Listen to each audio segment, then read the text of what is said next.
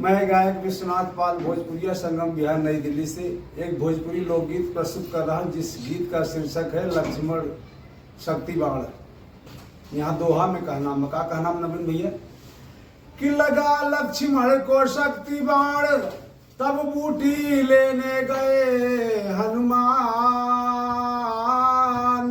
इधर करुणा निधार राम जी करने लगे विलाप।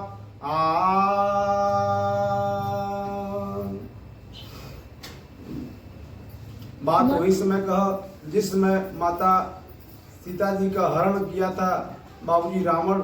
उस समय भगवान अपने दल बल के साथ जाके लंका पर चढ़ाई कर दिए। अब पहुंचे तो भगवान राम और रावण की सेना में जब युद्ध होने लगा, उस समय मेघनाथ बाण मारा है लक्ष्मण जी की सीना में लगा है। बाबू मूर्छित होकर गिरे हैं। भगवान राम लक्ष्मण जी को गोद में लेकर रो रहे हैं। कैसे रो रहे हैं नवीन भैया? एक लाइन है गीत बता, गीत के लाइन में अरे पतराई राम जी का, अरे पतराई राम जी का, अरे पातर कारी आए रामा, पातराई राम जी का, पातर कारी आए रामा, पातराई राम जी का।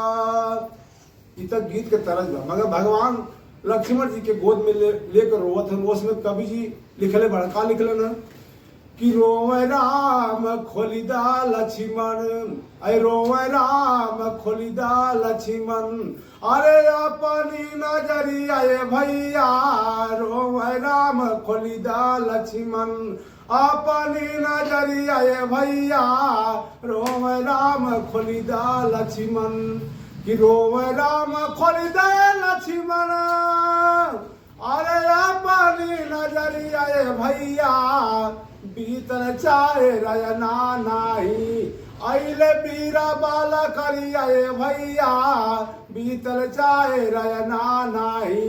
भगवान राम रोत हो और कहन का कवि जी कि बनवा में औते भइले भारी दूर दीनावा, कि नाही माने घरावा में पिता के कहानावा, कि तनावा सुनाई है हमके, अरे लोगवा नगरिया भैया, रोवे राम खोलिदा लक्ष्मण, अपनी नजरिया भैया, रोवे राम खोलिदा लक्ष्मण, कि भेज दिहली माई हमके गईले जपानावा, कि पिता के मराना भइले सीता के हरानावा, कि मूर्छित होय के गिरी गईले, अरे जाबकी समरिया में भैया, रोवे राम खोलिदा लक्ष्मण, अपनी नजरिया भैया, रोवे राम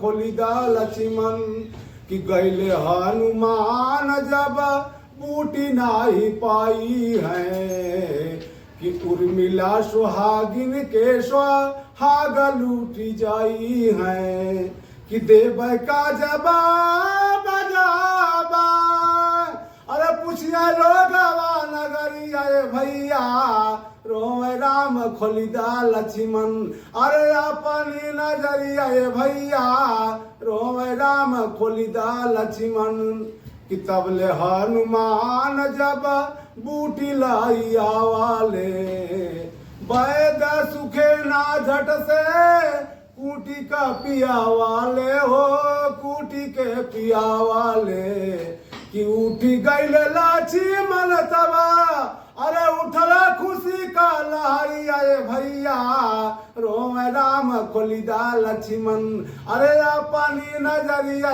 भैया, रोवे राम खोलिदा लक्ष्मण, कि गुरुवर जखाड़ जदू भैल स्वर्ग बासिया, लिखे महेंद्र कवि लागल बाट आसिया, कि गाँव में विश्वनाथ जाबा, अरे खिलल फूलवरिया भैया, रोवे राम खोलिदा लक्ष्मण, अरे अपनी नजरिया भैया, रोवे राम खोलिदा लक्ष्मण।